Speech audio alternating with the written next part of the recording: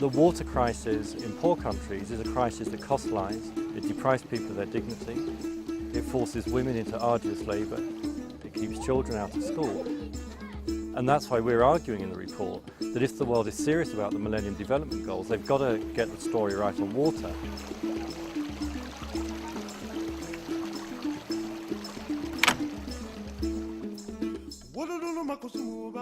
The title of the report is Beyond Scarcity. So the crisis that we're talking about is not ultimately about scarcity, it's about the management and the governance of water.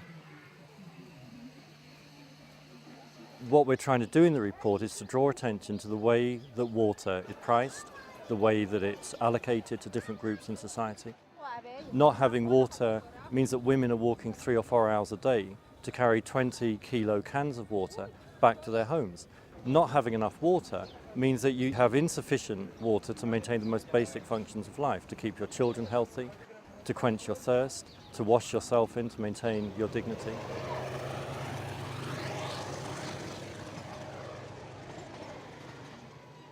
There are over 2 billion people in the world who don't have access to sanitation. But actually, it wasn't really till I stood here that I understood what that means. What we've got here is a toilet for 71,000 people. These are plastic bags that are full of human excrement. People just dump them here because they have no alternative. When it rains, this whole hillside of human excrement and plastic bags floods, come straight down this hill into this residential area down here. And even worse than that, what you've got here is the main water pipe, which is serving the whole slum. This water pipe is completely covered with human excrement. In some places it's leaking, so you've got excrement actually leaching into the water supply. You see an example of this problem right here. This is a feeder pipe. This water that's full of human excrement, and it's being sucked into this pipe right here where you can see it leaking. Now this is basically going to carry human excrement right into the water that somebody drinks down this lane here. And that really helps to explain why you've got such high death rates in this slum.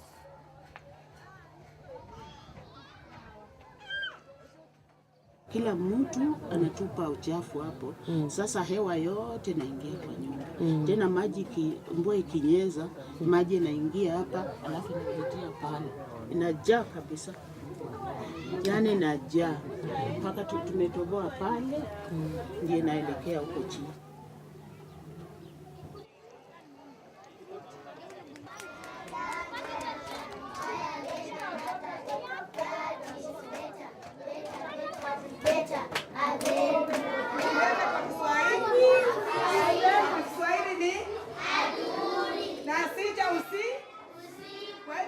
We were just told by one of the teachers that it's not unusual for 10, in a class of 26 children, it's not unusual for 10 of them to be absent because of problems with diarrhea.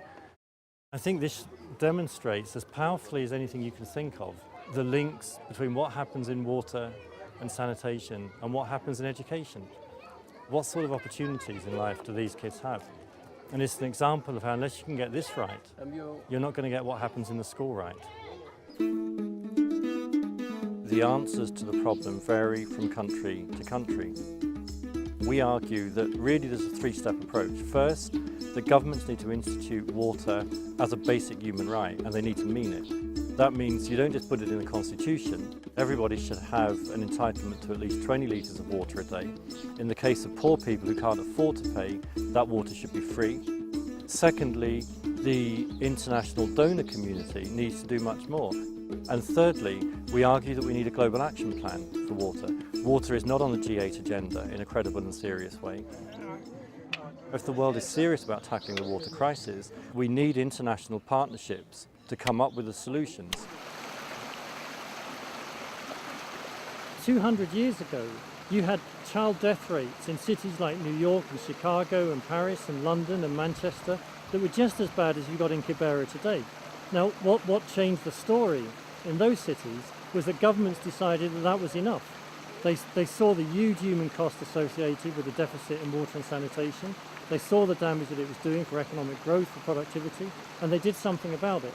And what we need to see is governments in Africa, in the developing world, and in rich countries doing something about this now. This really has to end tomorrow.